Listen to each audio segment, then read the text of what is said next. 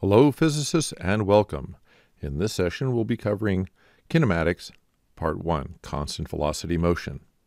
Our objectives for this session is I can calculate displacement, time, or velocity given two of these values, and I can compare position versus time data in terms of speed, direction, and starting position.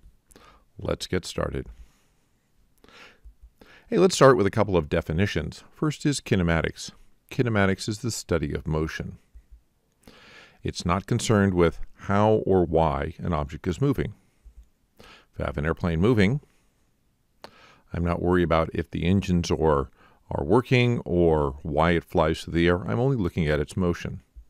If I have a car and it's moving, I'm not worried why the driver is trying to go someplace or how the tires work. If I look at an apple in a tree and it's falling, I'm not worried about why it's falling. I'm only looking at the motion of that apple. Let's go with some more definitions. First is position. That's where you are. And it's given the symbol X. And notice this is a bold X.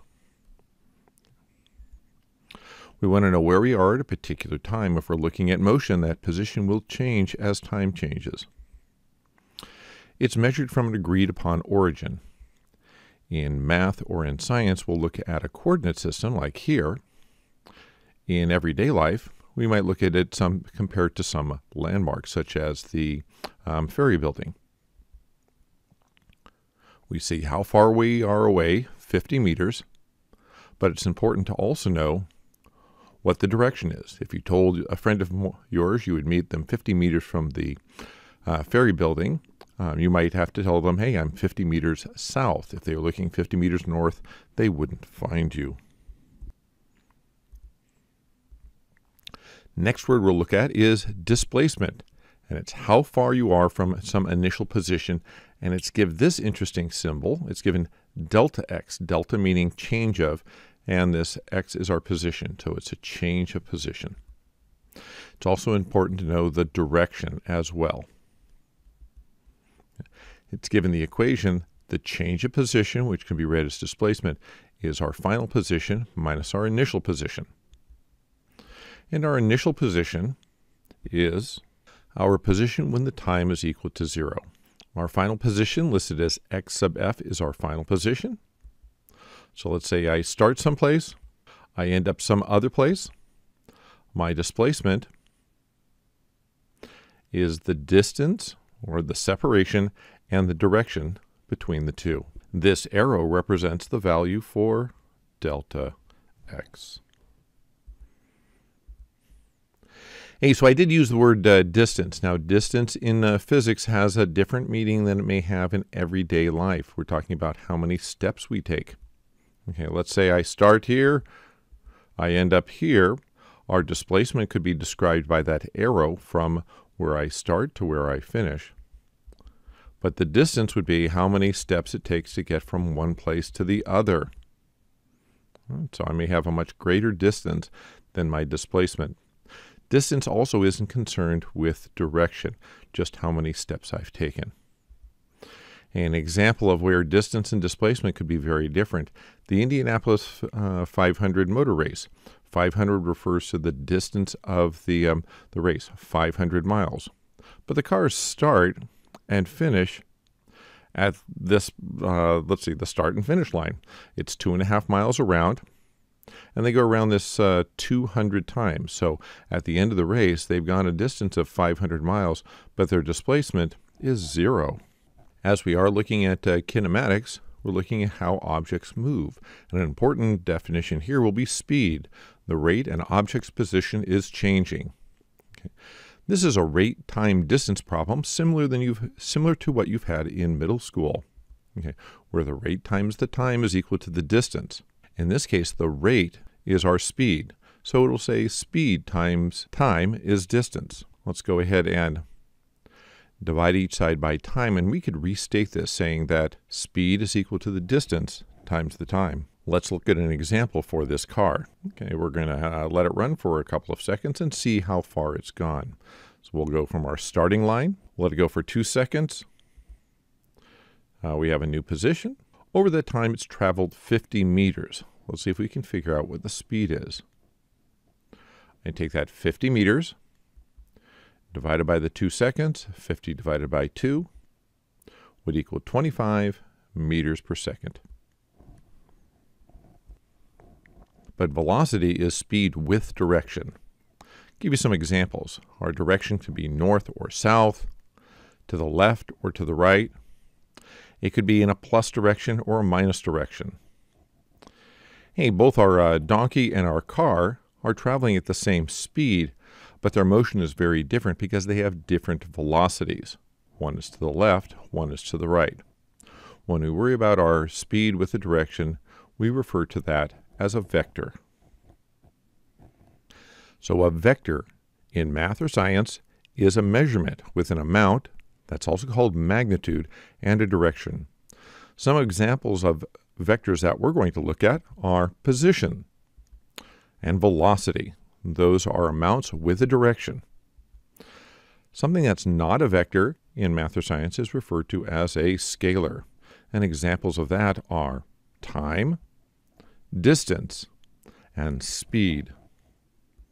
In this unit, we're looking at constant velocity motion. Constant velocity motion is when the speed and the direction do not change. See our friend in the spacecraft moving the same direction at the same speed. It is a rate, time, distance problem, but instead of the rate being called speed, because we're worried about speed and direction, we're saying it's velocity. Velocity times time is equal to displacement. Remember, displacement also is a quantity where direction is important as well. Our ice skater is moving along at a constant velocity there as well. We can put that in the form of an equation. Our average velocity, v sub av, that AVE means average, so velocity average times time is equal to our displacement. And just to remember that our velocity, our position, and our change of position called displacement are all vectors. Let's go with a practice calculation for velocity. Remember that velocity times time is equal to our displacement. We could put that in mathematical forms and say v average times time is equal to our displacement, delta x being the symbol for our displacement. We could rearrange this, dividing each side by time, and say that our velocity average is equal to our displacement divided by time. Again, I have a car. Okay, I'm going to set my origin not at the car, but at some other place. My car is starting at a position to the right of the origin, plus 15 meters. I'm going to let that thing go for a little while, and it finishes over here at minus 35 meters. That's my way of saying it's to the left of the origin, and it was running for 2 seconds. Let's go ahead and figure out what our average velocity is there. We'll need our change of position. Our change of position is our final position minus our initial position. Our final position is minus 35 meters. We're going to subtract our initial position of 15 meters. So our displacement in this case is minus 50 meters. Our average velocity is that change of position minus 50 meters divided by 2 seconds. Our average velocity is minus 25 meters per second. In this case, the minus sign indicates that we're moving to the left. If we're talking about speed we don't worry about direction, it would just be 25 meters per second. The car is moving to the left, so we call that minus 25 meters per second.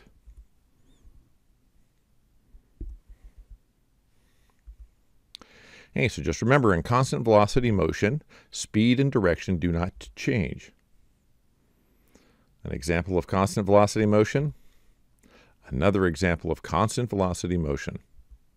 And that can be expressed as our v average times time is equal to our displacement. And anyway, we want to revise that equation or rewrite it. Hey, let's go ahead and compare two different situations where we'll look at our average velocity times time equal to our displacement, or we're going to be rewriting that to determine our average velocity. Hey, in this case, we have our panda and our spaceship. We'll come up with a number line or a position. We can see that our origin is right in the center here. Our spaceship is starting off at an initial position of minus 5 meters. And I've indicated that by x sub I being the initial position, with the other s for spaceship is minus 5 meters. Panda's initial position X sub I B for panda bear at minus 3 meters. We'll let each of these run along for 3 seconds. Position of our spaceship at the end of this 3 seconds is at a position of plus 4 meters. And for our panda, the final position is at plus 2 meters. Let's take a look at what the average velocity is for the spaceship. It had a final position of 4 meters. We subtract the initial position of minus 5. Now if we take 4 minus a negative, we'll end up with 9 meters. We'll have to divide that by our 3 seconds. 9 divided by 3 is going to be 3 meters per second.